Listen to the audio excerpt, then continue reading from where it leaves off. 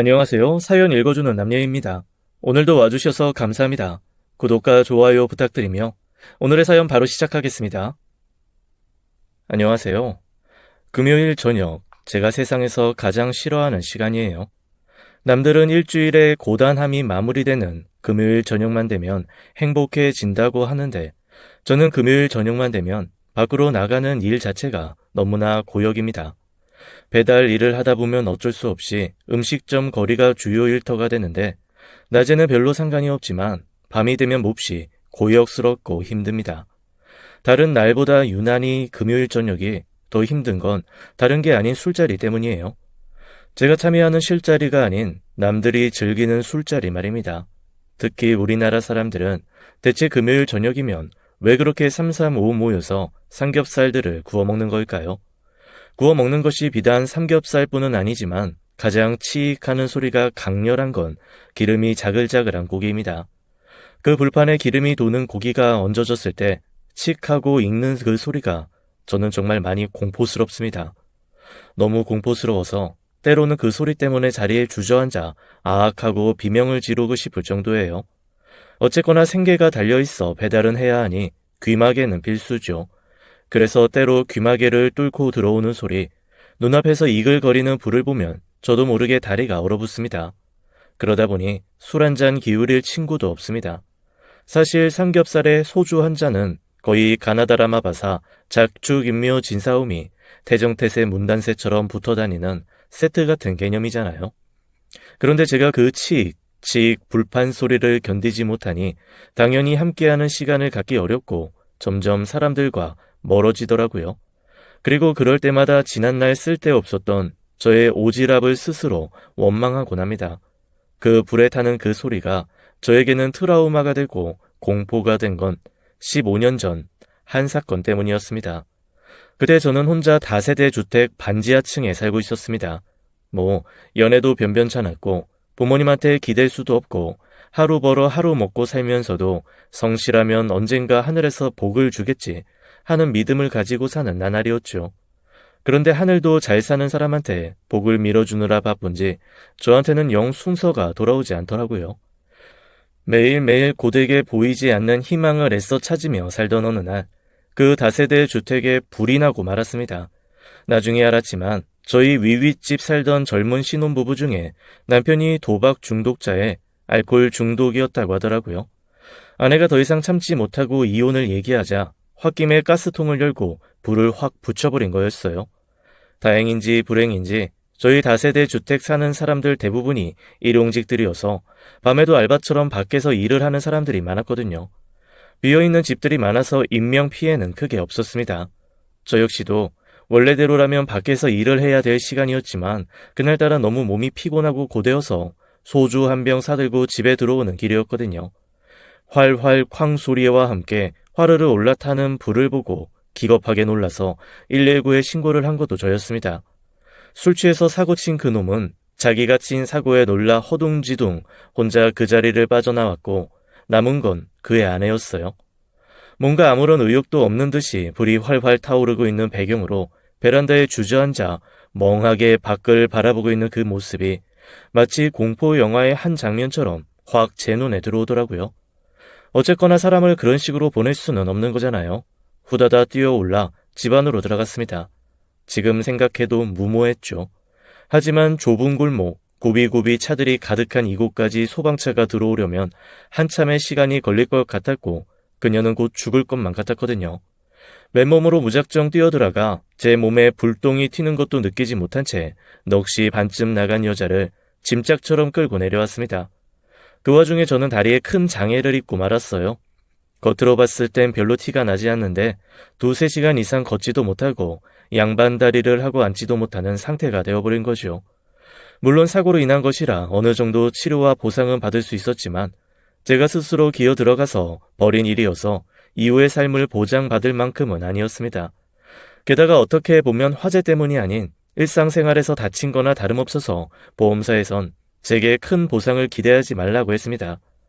그렇게 저는 사람은 하나 구했지만 제 몸에 장애를 하나 얻고 말았죠.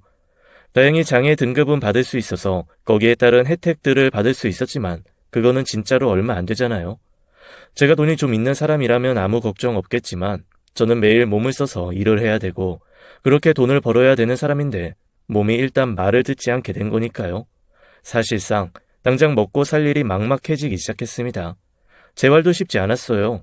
이게 뼈와 근육이 같이 망가진 몸이다 보니 재활도 시간도 돈이 많이 들더라고요. 그때야 슬슬 후회가 올라오기 시작했습니다.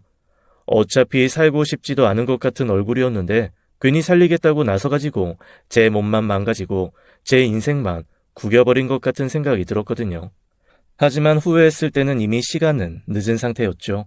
제 몸은 망가져 있었고 절 이렇게 만든 그 신혼부부는 간 곳 없이 사라졌으니까요. 게다가 불 때문에 절반쯤 타버린 빌라는 딱히 보상받을 곳도 없어서 다들 머리에 농성하는 띠 하나씩 메고 데모 몇 번 하다가 흐지부지 흩어지고 말았습니다. 저는 반지하라 큰 피해가 없었지만 빌라 전체를 보수해야 해서 다시 지어야 하는 상황이 돼서 한 1년 정도 밖으로 나와서 전전하며 살 수밖에 없었죠. 게다가 빌라를 나오면서 계약을 조금 멍청하게 하는 바람에 그 빌라로 다시 돌아가지도 못하는 상황이 발생했습니다. 저는 잠시 나왔다가 다시 빌라로 들어간다고 생각을 했는데 빌라 주인은 그렇게 생각하지 않은 모양이더라고요. 졸지에 살 곳마저 당장 잃은 저는 정말 참 인생 허망하다라는 생각과 좌절에 빠져 그 다음부터 서서히 모든 거를 놓게 되었습니다. 사람이 참 희한하더라고요. 희망은 그렇게 찾으려고 애써도 멀리 도망만 잘 가더니 절망은 아무리 피해 도망 다녀도 구석구석 제가 있는 곳을 귀신같이 알고 찾아오곤 했습니다. 그래도 이렇게 살 수는 없다는 마음 한 번씩 먹고 새로운 일에 도전을 해보기로 했어요. 하지만 그때마다 제 신체적인 조건이 제 발목을 잡곤 했습니다. 이게 몸을 쓰던 일을 하던 사람이 몸을 제대로 못 쓰니까 정말 온몸이 꽁꽁 묶인 것처럼 운신을 하기가 어렵더라고요. 그러다가 그렇게 또 몇 년이 허망하게 지났습니다. 건강은 악순환을 만드는 가장 큰 조건 중 하나더라고요.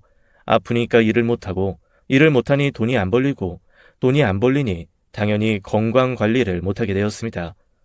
그렇게 저는 돈과 건강의 연결고리 사이에서 끝없는 악순환을 겪어야만 했죠. 이렇게 살아서 뭐하나 싶어 그냥 대충 삶을 정리해야겠다 싶은 생각이 들었습니다. 이러고 살아봐야 주변 사람들한테 피해만 주지 사람 구실도 못하고 사는 거 살면 뭐하나 싶은 마음이었어요. 그래서 제가 사라져도 그다지 찾을 사람 없을 것 같은 서해의 한 섬으로 기어들어갔습니다. 바다에서 생을 마감하건 뻘에서 생을 마감하건 어쨌거나 그곳에서는 저를 찾는 사람도 없고 제가 사라지더라도 알기 어려울 거라는 생각에서였어요. 그런데 어른들 눈에는 나쁜 생각을 하는 사람들이 보이나 봐요. 저는 정말 민폐 끼치지 않으려고 아무런 말도 없이 조용히 민박집에서 이틀간 잠만 자고 바닷가 산책만 하다가 들어왔거든요. 그런데 민박집 할머니께서 가만히 저를 보다가 부르시더니 이렇게 말씀하시는 거예요. 어디 갈 데 없고 일 없고 하면 우리 집에서 민박일이나 좀 도와줄 텨? 사실 처음에는 좀 당황했습니다. 아니 난생 처음 보는 저를 뭘 믿고 그 집에 머물면서 민박 일을 도와달라고 하는 건지 이 할머니가 노망이 났나 싶더라고요. 제가 대답도 못하고 머뭇머뭇하고 있으니까 할머니는 또 무심하고 아무렇지도 않게 이렇게 말씀을 하시는 겁니다. 어쨌건 밥은 줄 테니까 한번 쉬엄쉬엄 해봐. 나 같은 노인네도 하는 거니 뭐. 일도 힘들지는 않어. 매일 뒤에 있는 밭이나 좀 메고 나 도와서 청소나 좀 하고 그러면 돼. 내가 늙어서 일일이 하나하나 다 하기가 힘들어서 어차피 사람 구하려고 했는데 이 섬 구석까지 젊은 사람들이 들어와 줘야 말이지. 그런데 어차피 멍하게 받아보고 있는 걸 봐도 그렇고 딱히 나가서 할 일 없고 찾는 사람 없을 것 같으면 그냥 여기서 밥술이나 먹으면서 일이나 좀 해봐. 어때? 해볼겨? 그런데 그 얘기를 듣는 순간 갑자기 눈물이 솟아나왔습니다. 한 번도 세상이 저를 필요로 한다는 생각을 안 해봤는데 처음으로 그 어르신 얘기를 들으면서 이 사람한테는 내가 필요할 수도 있겠다. 나는 쓸모없는 사람이 아니라 누군가에게 필요한 사람일 수도 있겠구나 라는 마음이 딱 들어오는 겁니다. 그래서 고개를 끄덕끄덕 했습니다. 저는 그날부터 민박집이 아니라 제 집이 된 그곳에서 먹고 자며 일을 했습니다. 그 시골 구석 섬에 누가 그렇게 찾아오나 싶었는데 생각보다 오는 사람들이 많더라고요. 할 일 별로 없이 느긋할 거라고 생각했던 제 마음은 완전 오산이었습니다. 매일매일이 참 바빴습니다. 특히 제가 그 섬에 들어간 게 봄의 끝 무렵이었는데 여름이 되니 아이고, 사방에서 밀려오는 사람들 때문에 매일매일 바쁘게 일하고 정신없이 골아떨어지게 일쑤였죠. 그런데 그때마다 어르신은 저한테 제가 와서 너무 고맙고 좋다고, 덕분에 못 받을 뻔한 손님들 다 받을 수 있게 됐다고 그렇게 좋아하시더라고요. 그리고 제가 먹여주고 재워주고 하는 것만으로도 충분해서 돈 같은 건 애시당초 받을 생각이 없었거든요. 그런데 첫 한 달 일하고 나니 저한테 최저임금에 해당하는 금액을 계산해서 주시는 겁니다. 그리고는 이렇게 말씀하시더라고요. 밥이야 어차피 내가 숟가락 하나 더 놓는 거 내가 밥값은 안 받고 대신 반값은 받을 거요. 다 받을 건 아니고 그냥 다른 사람들 내는 거 절반만 내. 그건 할 수 있겠어? 절반이라고 해도 저한테는 감지덕지했습니다.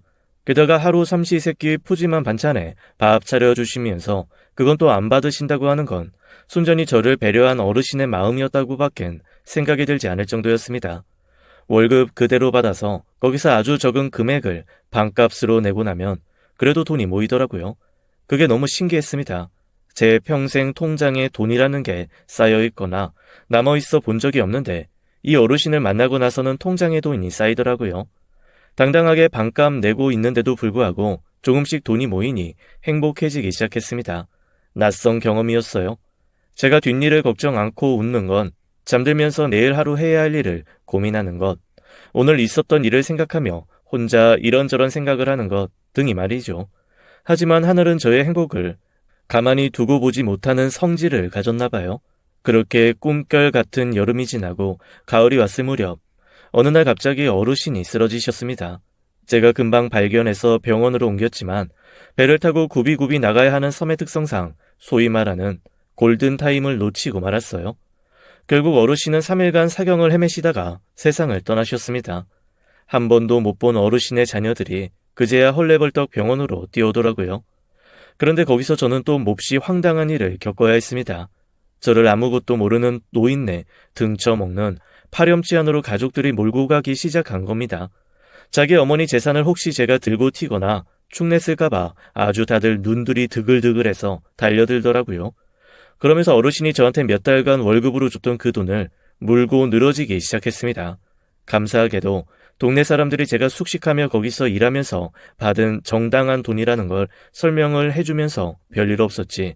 안 그랬으면 정말로 불쌍한 노인네 등쳐먹는 세상 불안당 같은 놈이 될 뻔한 거죠. 그나마 안정적이라고 생각했던 그 생활도 그렇게 끝이 나고 말았습니다. 어르신들의 자식들은 자기 엄마가 평생 애정을 갖고 가꿨던 그 작은 시골집이 얼마나 예쁜 풍광과 어르신의 구석구석 애정 어린 손길이 닿았는지는 조금도 궁금해하지 않더라고요.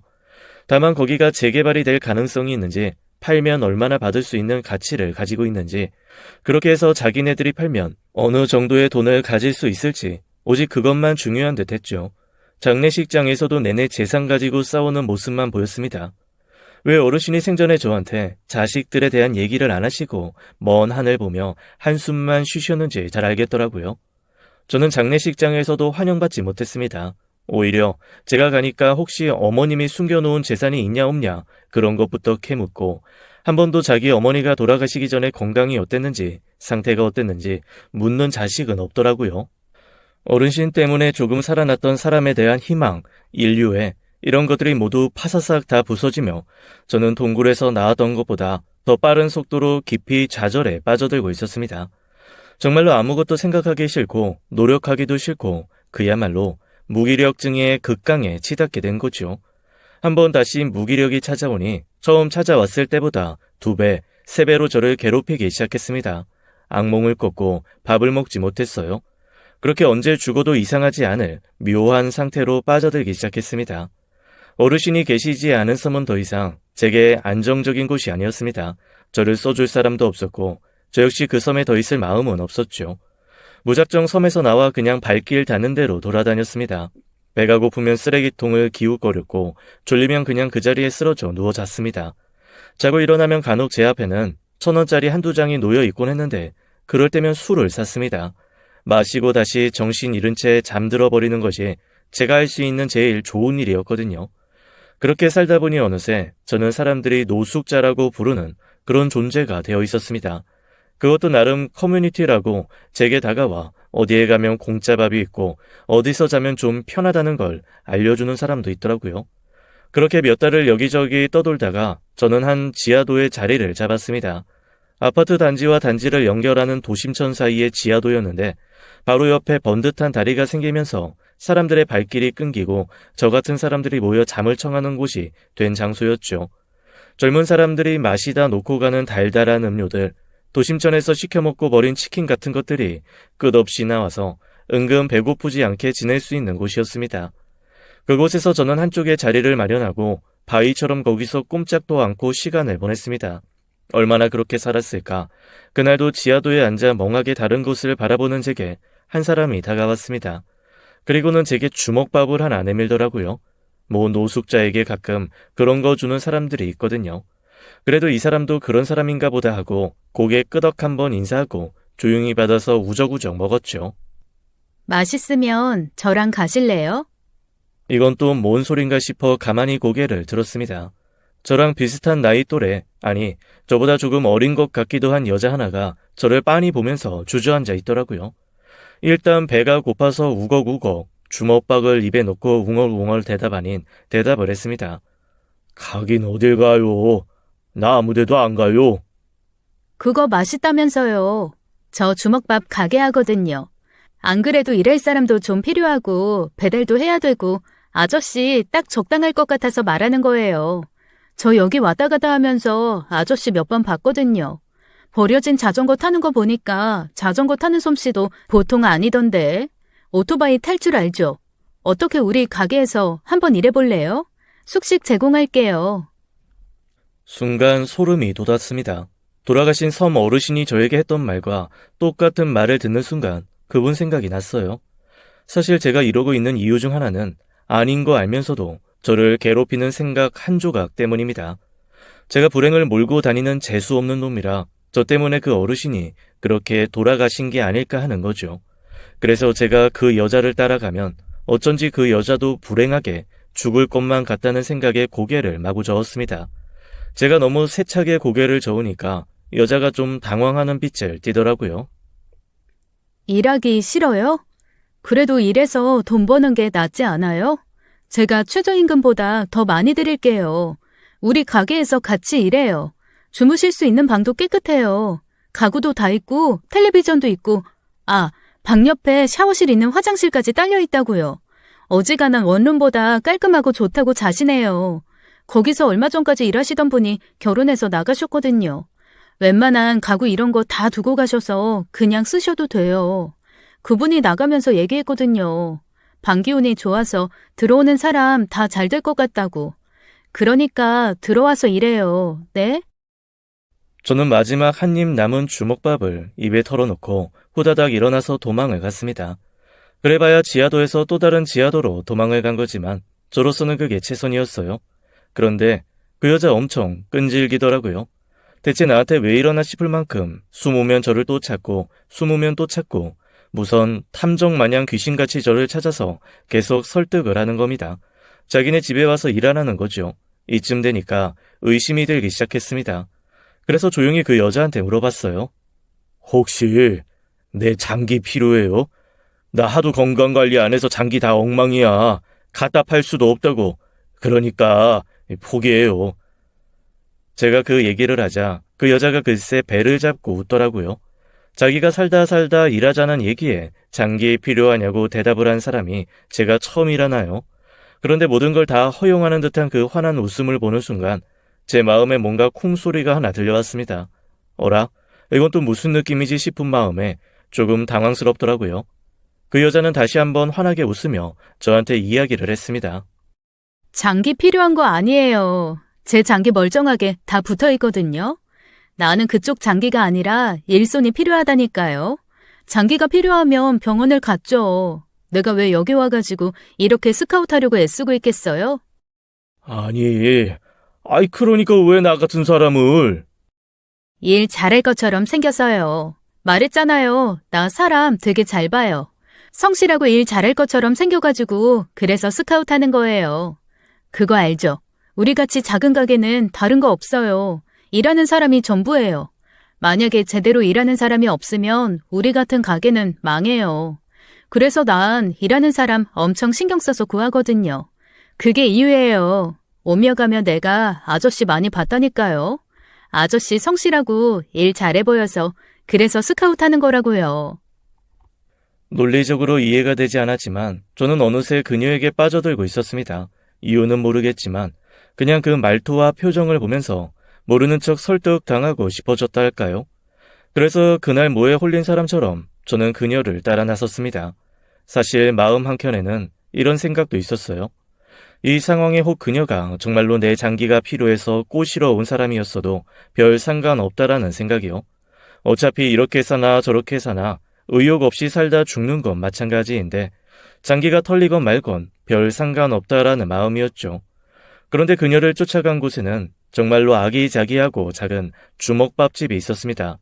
게다가 10평도 채 안 되는 그 주먹밥집이 아주 바글바글 하더라고요. 직원들도 저 같은 사람이 끼어들 수 없을 것처럼 젊고 싱싱한 젊음들로 득실득실했습니다. 보기만 해도 기분 좋아지는 웃음과 밝은 목소리로 손님들한테 전달해주는 직원들을 보면 제가 여자를 가만히 쳐다봤습니다. 한마디로 저런 직원들이 있는데 왜 나한테 일하자고 한 거냐는 무언의 질문이 담긴 눈빛이었죠. 제 의미를 알아차린 듯 그녀가 빙긋 웃으면서 이렇게 말하더라고요. 저 친구들은 손님 접대는 잘하는데 요령있게 힘쓰고 몸쓰는 그런 일들은 잘 못해요. 젊은 애들이라 그런가 그런 건 가르쳐도 안 되더라고요.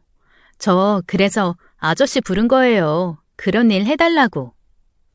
그런데 제가 오래전에 좀 다쳐서 다리가 좀 불편해요. 몸 쓰는 일 힘들 것 같은데. 에이, 요즘 병원 시스템이 얼마나 좋고 의술이 얼마나 발전했는데요. 가게 흘러가는 거 대충 익숙해지려면 3개월쯤 걸릴 거고 그동안 병원 다니면서 치료받으면 되죠. 원래 회사도 3개월은 인턴 기간 있잖아요. 그 기간이라고 생각해요. 그러니까 3개월을 병원 치료받으면서 그냥 숙식 제공되는 곳에 살라고요? 왜요? 저한테 왜 이렇게 잘해주세요? 싹 고쳐서 열심히 일 시키려고요. 저도 나름 투자하는 거죠. 일단 씻고 옷부터 갈아입죠. 안에 대충 입으실 옷은 좀 넣어뒀어요. 갈아입고 나오세요. 같이 병원 가요. 그렇게 그녀는 씻고 나온 저를 병원에 데리고 갔습니다. 그동안 정말 의술이 더 발전한 건지 아니면 그 당시에 제가 돈이 없어 제대로 치료를 못 받았던 건지 몰라도 의사가 생각보다 아무렇지 않게 고칠 수 있다고 말하더라고요. 그러면서 제게 이랬습니다.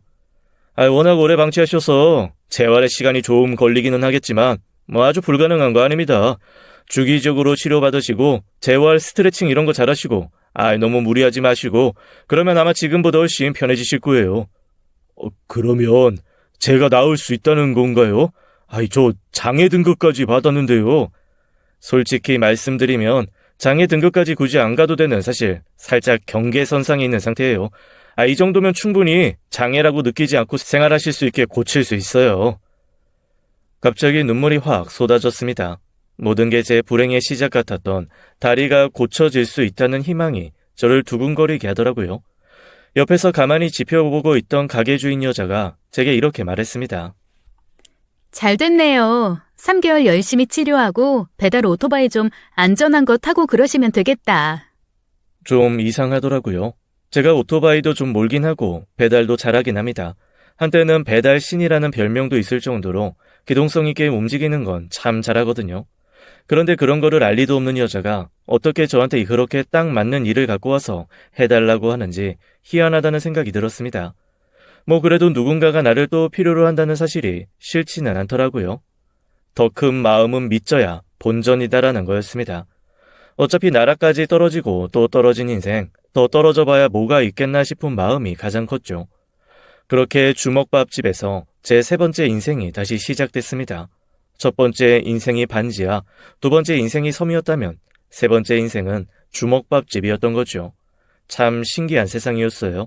제가 그전까지 있던 세상은 온통 어둡고 부정적인 걸로만 가득한 그런 세상이었는데 여기는 똑같은 말을 해도 긍정적이고 행복한 것들이 가득한 기묘한 세상이더라고요. 예를 들어 한 번은 이런 일이 있었습니다. 매일매일 식자재가 들어와야 되는 매장이잖아요. 새벽에 6시쯤부터 식자재가 들어오는데 그날은 7시가 돼도 식자재가 연락도 없이 오지 않는 거예요. 당연히 밑준비를 하러 왔던 아르바이트생들과 짐 나르고 이것저것 도와주는 일을 하러 나온 그리고 저를 스카우트한 여사장까지 모두 발만 둥둥 구르고 있었죠. 그리고 뒤늦게 온 연락은 좀 황당한 거였습니다. 식자재 납품하시는 사장님이 오다가 사고를 당해 오늘은 식자재 납품이 어려울 것 같다는 얘기였어요. 순간 저도 모르게 속에서 욕이 불쑥 올라오더라고요. 그냥 제일 먼저 들었던 생각은 이거였습니다. 하여간 나는 참 재수도 없다 라는 거요. 재수가 없으려니 기껏 장사 좀 해보려고 했을 때 이런 식으로 또 삑사리가 나는구나. 이런 식으로 또 실패하는구나. 그 생각이 먼저 들면서 좌절감이 확 올라왔습니다. 아니 그런데 다른 직원들 반응을 보고 저는 사실 너무 깜짝 놀랐습니다. 일단 여사장이 한숨 한번 그냥 푹 쉬더니 아이고 어쩔 수 없네. 놀아야겠다. 그렇게 얘기를 하는 거예요. 그러자 직원들이 다 활짝 웃으며 아침에 그럼 나들이나 좀 갔다 올까요? 라고 얘기하는 친구도 있고 어떤 친구 중에 하나는 그동안 안 그래도 주방에 수선 수리할 것들 미뤄뒀던 게 있었는데 오늘 그거 수리해도 되냐고 먼저 묻는 거예요. 저 몹시 당황했어요. 그 안에서 부정적인 생각을 하고 있었던 건 저 하나뿐이었던 것 같더라고요. 그렇게 자신들이 생각했던 일정이 다 틀어졌는데도 알아서 해야 될 일들을 찾는 걸 보고 사실 조금 충격을 받았습니다. 그리고 그날 여사장은 근처에 있는 김밥집과 주먹밥집 연락처와 지도를 쫙 뽑아서 가게 앞에 붙여놓고 이렇게 홍보를 했습니다. 오늘 저희 집 식자재가 들어오지 않아서 저희 집은 음식을 팔 수가 없는데 근처에 이렇게 맛있는 가게들이 있으니 급하신 분들은 여기 가서 배고픔을 해결하시고 저희 집은 다음에 찾아주세요 라고 말이죠. 보통 장사하는 사람들이 서로 경쟁하면서 그러지가 쉽지 않잖아요.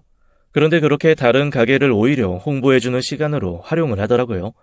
더 놀라웠던 건 여사장이 홍보해준 가게 사장님들이 점심시간 지나 찾아와서 각자 자기 가게에 있는 음식들을 조금씩 나눠주고 갔다는 겁니다.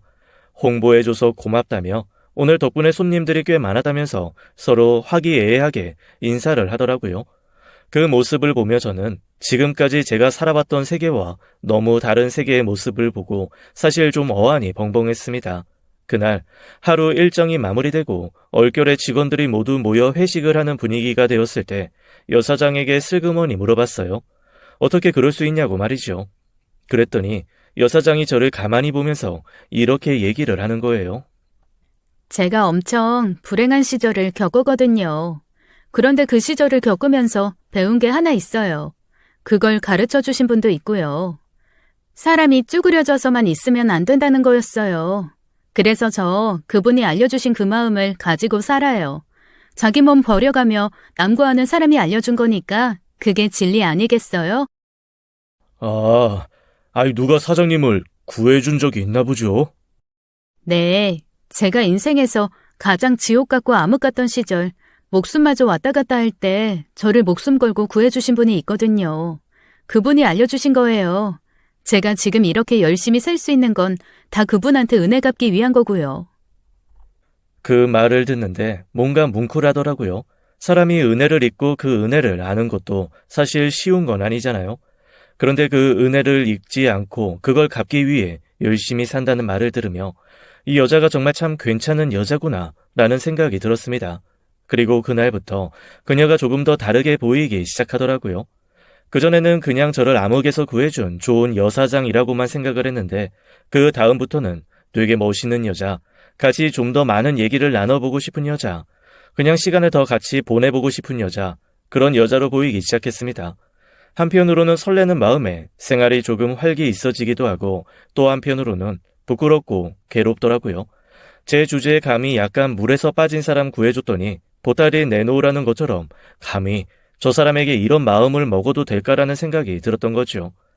애써 꾹꾹 눌러가며 가만히 뒤에서 지켜만 보고 있는데 어라? 어느 날 나름 충격적인 사건이 하나 벌어졌습니다. 어떤 일이 있어도 절대 가게를 안 나온 법이 없는 사람이었는데 가게를 며칠간 쉬겠다는 거였어요. 직원들도 다 당황하고 저 역시도 이게 뭔가 싶었죠. 그런데 뭔가 사정을 알고 있는 듯한 참모 이모님이 몹시 걱정되는 얼굴로 안절부절 못하시는 게 보이더라고요. 그래서 제가 슬그머니 물어봤습니다. 사장님, 무슨 일 있으신 거예요? 뭐 안 좋은 일이에요? 아니, 뭐, 그게 워낙 개인적인 일이라. 아이, 그래도 뭔가 좀 도와드릴 수 있는 게 있으면 도와드려야지. 어지간하면 가게 쉬시는 분 아니고 편찮으신 것도 아닌데 갑자기 왜 가게를 안 나오세요? 그랬더니 이모님이 머뭇머뭇하다가 저를 슬그머니 다른 데로 데리고 가시더라고요. 내가 최 씨가 사람 괜찮은 것 같고 워낙 일도 성실하게 잘하고 사장님이 삼고초려해서 데리고 온 사람이라는 걸 알아서 그냥 귀띔만 해주는 거야. 사장님 전 남편이 아주 개차반인 놈인데 그 놈이 갇혀 있었거든. 좀 안 좋은 일을 해서. 그런데 이번엔 무슨 보석인지 특사인지 하여간 모범수인지 뭔지 어쨌건 그 안에서 무슨 짓을 했는지 원래 갇혀 있어야 되는 기간보다 더 일찍 나오게 됐나 봐. 그런데 분명 그 승질에 나오면 사장님한테 해코지 할 거거든. 그것 때문에 지금 사장님 멘탈이 정상이 아니야. 무서워서 덜덜 떨고 있어. 이 가게를 알지는 못하지만 사실 뭐 사람 찾으려고 하면 금방 찾지 못 찾겠어? 어쩌면 이 가게도 접어야 될 수도 있어. 그 얘기를 듣는데 참 희한한 마음이 들었습니다. 예전에 섬에서 할머니가 돌아가신 후 나와야 했을 때는 나 참 재수없는 놈이다. 그럼 그렇지. 내가 뭘 그렇게 길게 같이 일하면서 있을 수 있겠나. 라는 생각에 한숨이 푹푹 나왔었거든요. 그런데 희한하게 사장님에 대한 얘기를 듣는 순간 이 일터를 그런 식으로 이룰 수 없고 사장님도 그렇게 좌절에 빠뜨릴 수 없다는 마음이 올라왔습니다.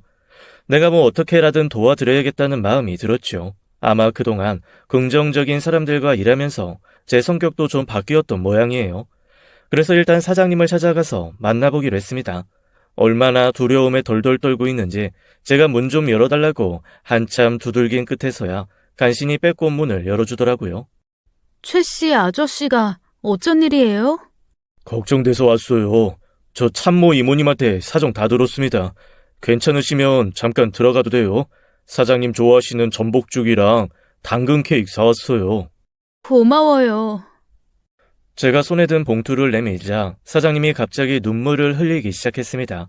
그리고 문을 열고 저를 집 안으로 들여보내주었습니다. 그런데 집 안에 있는 것들이 조금 제 눈에 익은 것들이 있는 거예요. 정확하게 말은 못하겠지만 한 번쯤 어디선가 본 것 같은 그런 살림살이들이었습니다.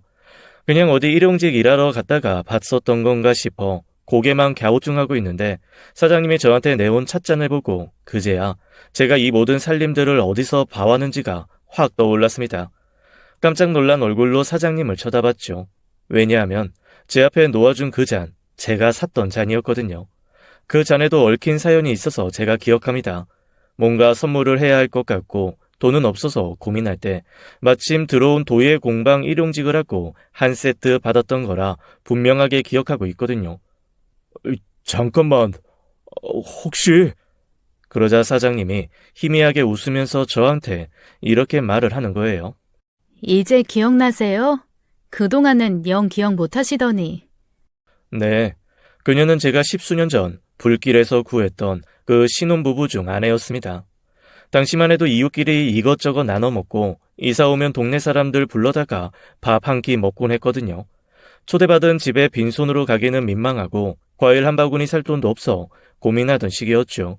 그러다가 도예 공방에서 흙 나를 일용직을 구한다는 공고를 보고 거기서 3일간 엄청난 양의 흙 나르는 일을 했습니다.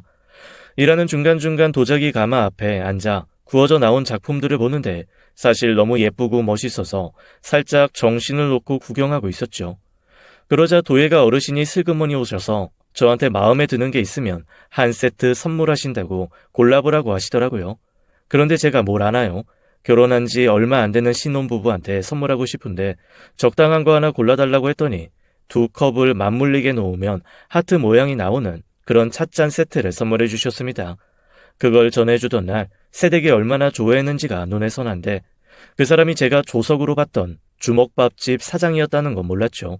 세월도 지났고 그녀도 뽀얀 새댁에서 억척스러운 중년의 사장이 되었으니 못 알아본 것도 무리는 아니었지만요. 아니 그러면 그 감옥에서 나온 든 전 남편이 설마... 네, 그 인간이 나온대요. 그렇군요. 정작 걱정돼서 찾아갔지만 사장님의 정체가 그때 그녀라는 걸 알게 되자 저는 하고 싶었던 질문을 다 잊고 말았습니다. 그냥 멍하게 앉아 차를 한 잔 다 마실 때까지 저희 사이에는 침묵만 흘렀죠. 그러다가 제가 생각을 좀 정리하고 물었습니다. 언제부터 저라는 거 알았어요? 혹시 몰랐어요? 아니면 알고 저한테 일하자고 한 거예요? 그 지하도에서 보고 알아본 거예요? 왜 저한테 일자리도 주고 잘집도 주고 그런 거죠? 제가 질문을 폭격기처럼 쏟아내자 사장님이 희미하게 웃으면서 고개를 저었습니다. 그리고 저한테 아주 길게 할 얘기가 있다며 들을 준비가 되었냐고 물어보더라고요. 당연히 저는 들을 준비가 되어 있었습니다. 정말 여기서 그녀를 만난 것도 너무 신기했지만 그녀가 이미 제가 누군지 알고 있었다는 것도 놀라운 일이었거든요. 저는 그녀에게 자초지정을 얘기해달라고 부탁했습니다. 그러자 그녀가 조용히 차를 한 잔 더 따르고 천천히 얘기를 시작하더라고요. 저는 그날 자초지정을 사장님께 듣고 몇 번이나 눈물을 삼키며 울었는지 모릅니다. 사실 전 남편이 불질렀을 때 저는 그냥 거기서 죽어야겠다는 생각뿐이었어요. 아무 생각이 나지 않더라고요. 누군가가 끌고 나온 것도 사실은 기억이 나지 않았어요. 그래서 병원에서 정신이 들었을 때도 제가 어떻게 병원까지 왔는지 전혀 기억을 못했습니다. 그러다가 주변 사람들이랑 소방관 분한테 듣고서야 알았어요. 저를 그 불길에서 구해주신 분이 있다는 걸요. 그리고 그분이 최 선생님이었다는 것까지도 알게 됐죠. 어떻게든 보온을 하고 싶었지만 제가 회복되는데 시간이 너무 오래 걸렸어요. 그러다가 최 선생님을 찾았을 땐 죄송한 말씀이지만 너무 많이 망가져 계시더라고요. 그게 다 제 탓인 것만 같아서 차마 그 앞에 나타나지도 못했어요. 죄송해요. 그 다음부턴 계속 선생님 뒤를 쫓았어요. 최 선생님이 어디론가 가실 때마다 그 주변만 맴돌면서 계속 살펴봤는데 섬에 들어가시는 걸 보곤 아차 싶더라고요. 정말로 나쁜 생각하고 들어가신 것 같았거든요. 잠깐만요. 그러면 내가 섬에 들어가는 것까지 다 알고 있었단 말이에요? 대체 나를 얼마나 지켜본 거예요? 정말 오랫동안 지켜봤어요. 제가 혹시 스토커가 아닌가 스스로 의심할 정도로요. 여기서 잠깐 제 얘기를 하자면 저 꽤 부잣집 딸이에요. 그런데 남자한테 눈 돌아서 부모님 뜻 거스르고 뛰쳐나왔던 거죠. 제 선택이 잘못되었다는 것을 깨달은 건 결혼 후 몇 달 되지 않아서였지만 자존심 때문에 부모님께 돌아가지도 못하고 그러고 살았어요. 그날도 불 속에서 생각했어요. 그냥 죽으면 여기서 세상 떠나면 해명하지도 않고 변명하지도 않는 깨끗한 마무리가 되겠다라고요. 그런데 선생님 덕에 생명 구하고 부모님께 돌아갈 수 있었어요. 정신 차리고는 바로 선생님 뒤만 쫓았습니다. 사실 부모님이 돈으로 보상하고 싶어 하셨지만 아무리 생각해도 그건 아닌 것 같았어요. 죄송하지만 온통 정신이 망가져 계신 분이어서 큰돈 드리는 거 위험하다는 판단이었거든요. 잠깐만. 그러니까 그냥 저를 계속 지켜보신 건가요? 섬까지 그럼 들어오셨던 거예요? 아니요. 제가 어떤 식으로 나타나야 할지 모르겠더라고요. 그래서 섬 민박집에 그러고 계시길래 그 어르신께 부탁드렸습니다. 제가 급여 지불할 테니까 그분 좀 어떻게든 살게 해달라고. 그랬더니 그 어르신이 감사하게도 이렇게 말씀하시더라고요. 안 그래도 자기 일손 필요했고 사람 하나 쓸 정도는 충분히 되니까 굳이 저한테 감당하지 말라고 말이에요. 감사한 분이죠. 그러다 그 어르신이 돌아가시고 사실 장례식장에서도 선생님을 뵀었어요. 자녀분들한테 수모당하시는 것도 봤고요. 그래서 그때부터 계속 쫓아다녔어요. 어떡하든 제 가게로 모시고 와서 새 인생 살게 해드려야겠다 그 생각밖에는 없었습니다. 그녀의 말을 듣는 내내 저는 알 수 없는 마음에 눈물이 멈추지 않았습니다. 마치 수호천사처럼 그 오랜 시간을 계속 제 주변을 맴돌고 있었다는 것도 마음이 찡한 일이었고 무엇보다 섬에서 저를 돌봐주셨던 어르신 생각에 울컥함이 밀려오더라고요. 그런 제 마음을 이해한다는 듯 그녀는 조용히 제가 진정될 때까지 기다리며 제 등을 천천히 쓸어주었습니다. 마치 엄마 품에서 안정을 찾는 아기처럼 숨을 고르며 진정을 하고 났더니 그녀가 절 보며 인자하게 웃고 있더라고요. 그리고 다시 얘기를 시작했습니다. 정말 다행인 건 제가 정신 차리고 나니 생각보다 장사 수완이 있는 사람이었다는 거예요. 물론 초기 자금은 부모님이 대주셔서 안정적으로 시작할 수 있었지만 그걸 손해보지 않게 키워낸 건 정말 순수하게 제 힘이었거든요. 주먹밥 집을 시작한 지 얼마 되지 않아서 주변에서 가장 잘 되는 가게 중에 하나가 됐어요. 감사한 일이죠. 그렇게 가게가 잘 되고 나니 제 가게로 모시고 와서 재기하게 해드리고 싶었어요. 그게 제가 보은할 수 있는 가장 좋은 방법이라고 생각했거든요. 모든 게 제가 생각한 대로 흘러간다고 생각했는데 근데 그 인간이 다시 나온다네요. 그러면서 그녀가 확 무너지며 펑펑 울기 시작했습니다. 어쩔 줄 모르던 제가 어색하게 제 어깨에 그녀의 얼굴을 대고 토닥여줬죠. 그리고 그 순간 저는 정말 어이없는 질문을 그녀에게 하고 말았습니다. 지금 생각해도 대체 무슨 정신과 마음으로 그런 질문을 한 건지 제 스스로도 이해가 되지는 않았지만 어쨌건 그때가 아니면 절대 물어볼 수 없을 것만 같은 질문이었어요. 솔직히 말을 뱉으면서도 제 머릿속에서는 또 다른 제가 입 다물라고 그런 질문하는 거 아니라고 소리를 지를 정도였죠. 절 도와준 게 은혜 갚겠다는 마음 진짜 그거 하나뿐이었어요? 그게 무슨 말씀이세요? 그거 외에 다른 마음은 조금 더 없었냐고요. 왜냐하면 제가 걱정이 되어 여기까지 달려온 건 그냥 단순히 저를 구해준 사장님이 걱정이 된 직원의 마음 뿐만은 아닌 것 같아서요. 그러자 그녀의 얼굴이 살짝 달아오르더라고요. 그리고 저한테는 그 달아오른 얼굴 그거면 충분했습니다. 저만 애틋한 마음을 가지고 있는 게 아니라는 증거나 다름이 없었으니까요. 그래서 좀 더 용기를 내보기로 했습니다. 제 주제에 감히 쳐다볼 수 없다는 거 알면서도 사장님한테 마음 가고 있었어요. 이대로 앞으로도 그냥 계속 좋아해도 되는 겁니까? 그러자 그녀가 얼굴이 빨개진 채로 아무 말도 못하고 가만히 있더라고요. 거기서 전 한 발짝 더 나아가기로 했습니다. 지금 더 용기를 내지 않으면 정말로 평생 후회할 것만 같아서 제가 그녀에게 바짝 다가갔습니다. 그러지 말고 그냥 우리 합칩시다. 전 남편도 남편이 있는 여자한테 다시 해코지하거나 돌아오진 않을 거잖아요. 내가 당신한테 얼만큼 위로가 되고 도움이 되고 울타리가 될지 모르겠지만 적어도 다시 한번 불이 나더라도 당신을 끌어안고 나올 만큼의 용기는 있어요. 그러니까 나 조금만 믿고 우리 같이 한번 남은 인생 살아봐요. 사실 말을 하면서도 속으로는 미쳤구나. 삐안 맞아도 할 수 없다. 일 못하고 쫓겨나도 할 말 없다 하는 생각을 하면서도 저는 용기를 냈습니다. 그동안 일하면서 쌓여왔던 마음이 있었고 말로 표현은 안 했지만 서로 암묵적으로 통하는 마음도 있었다고 믿었거든요.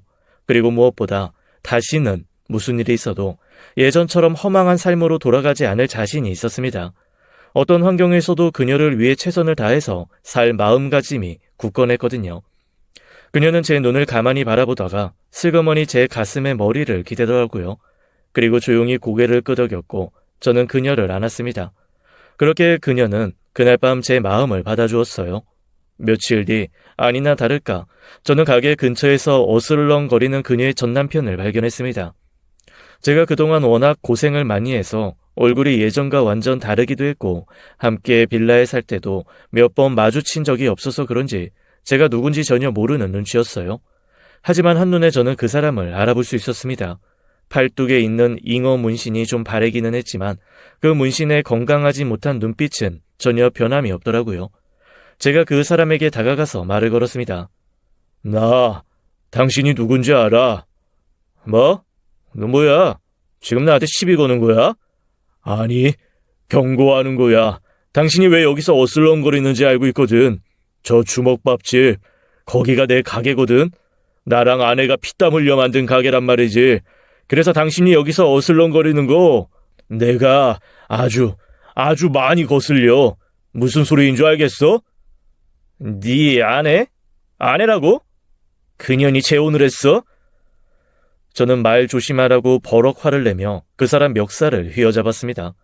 무기력하게 노숙자 생활을 하면서도 가장 많이 휘말렸던 건 주먹다짐이었거든요. 생존이 코앞에 닿은 사람들의 주먹다짐은 말 그대로 생존을 위한 것이라 몹시 치열하고 잔인합니다. 나름 그 안에서 살아남은 저는 다른 건 몰라도 소나기의 힘과 맷집, 그리고 근접해서 싸우는 건 다른 누구에게도 지지 않을 자신이 있습니다. 물론 경고성 가득한 잔인한 눈빛도요. 그놈이 본능적으로 제가 진 멱살과 눈빛에서 그런 것들을 느낀 모양이더라고요. 슬그머니 눈을 깔며 몸에 힘을 풀고 덤빌 의사가 없음을 표현했으니까요. 만약 내 아내에게 접근하면 그 순간 다시 감옥으로 돌아가게 만들어줄 거야. 가만두지 않을 거라고. 알겠어? 알겠으면 고개 끄덕여. 저 이런 종류의 사람 잘 알거든요. 자기가 이길 수 있을 것 같은 약한 상대한테는 한없이 강하게 굴지만 자기가 어쩐지 질 것 같은 상대한텐 꼼짝도 못하는 비겁한 놈 말입니다. 그런 놈인 걸 잘 알고 있었기 때문에 저도 있는 대로 휘황찬란한 옷을 입고 가서 무섭게 얘기하고 들어온 거고요. 여사장, 아니, 제 아내는 일단 전 남편이 자기를 찾아오지 않게 되었다는 것만으로도 너무 행복해 하더라고요. 행복해하는 아내를 보며 직원들이 요즘 사장님 이상하시다고 뭔가 구름에 떠있는 사람 같다고 하자 그제야 아내가 슬그머니 저희 관계를 고백하더라고요. 그동안 좀 어색한 게 있어서 가게 사람들에게는 비밀로 하고 있었거든요. 하지만 더 이상 숨기는 것도 이상해서 그냥 고백을 한 거죠. 저희가 함께 하기로 했다는 소식을 듣고 가게 사람들이 얼마나 놀랐는지 모릅니다. 참모 이모님은 황당하다는 얼굴로 아니 사내 연애 이런 식으로 해도 되는 거냐며 자기도 사귈 수 있는 남자 하나 회사에서 찾아야겠다고 농담을 다 하시더라고요. 그러면서 저한테 앞으로 호칭 어떻게 할 거냐고 물어보시길래 조용히 핸드폰에 저장된 이름을 보여드렸습니다. 다들 그걸 보고 포복절도 하더라고요. 그녀를 핸드폰에 로또라고 저장해 두었거든요. 돈은 전혀 필요 없어요. 그냥 그녀가 제 인생에 들어온 것 그 자체가 저한테는 극한의 행운이고 로또 그 자체입니다. 제 인생을 처음부터 끝까지 옆에서 살펴보고 돌봐줬던 여자, 그 여자가 없었으면 저는 정말로 인생에 단 한 번의 행복도 느끼지 못했을 거예요. 아마도 나락에서 호우적거리다가 쓸쓸하게 세상을 정리했을 겁니다. 저에게 그래도 사람 사는 세상, 살아볼 만한 행복한 일도 있다는 걸 알려준 그녀가 있어서 얼마나 기쁘고 좋은지 모릅니다. 제 협박이 아주 잘 먹혔는지 아내의 전 남편은 가게 근처는 얼씬도 하지 않았고 저희 주먹밥집은 장사가 너무 잘 되어서 이제 분정까지 내며 순항 중입니다. 가게에서 오래 일했던 사람들을 하나씩 독립시켜 가게를 내주어서 저희 집에서 일하고 싶은 사람들이 아주 줄을 서 있다니까요. 그리고 아내와 의논해서 얼마 전부터는 매주 한 번씩 노숙자 쉼터에 주먹밥을 제공하고 있어요. 제 개인적으로는 매일 저녁 제가 주저앉아 있던 그 지하도로 주먹밥을 가져가 그곳에 있는 사람들에게 나누어주고 있고요. 제가 누군가의 도움의 손길을 기다리고 앉아 있었던 그곳, 아내가 저에게 주먹밥을 내밀며 새 인생 한번 살아보지 않겠냐고 권해줬던 그곳에서 저희의 주먹밥을 먹고 조금이라도 힘을 내시는 분들이 있기를 바라는 마음에서 말이죠. 저는 아내가 제 곁에 있어서 너무나 기쁘고 행복합니다. 그리고 앞으로 다시는 예전처럼 절망에 허우적거리며 제 모든 인생을 놓아버리는 어리석은 판단을 하지 않을 거예요. 혹 살면서 힘들고 괴로운 일이 찾아오더라도 제 옆에는 아내가 있고 제 안에는 아내가 심어준 든든한 뿌리가 있으니까요. 그 뿌리는 바로 사랑과 인내입니다. 가장 기본적이지만 잊기 쉬운 그 귀한 가치를 제 아내는 일생을 통해 제게 알려주고 심어줬어요. 저는 무슨 일이 있어도 그걸 꼭 지킬 겁니다. 저를 위해서도 아내를 위해서도 말이죠. 지금까지 사연 읽어주는 남녀였습니다. 끝까지 함께해 주신 여러분 감사드리며 저희는 다음 사연으로 돌아올게요. 감사합니다.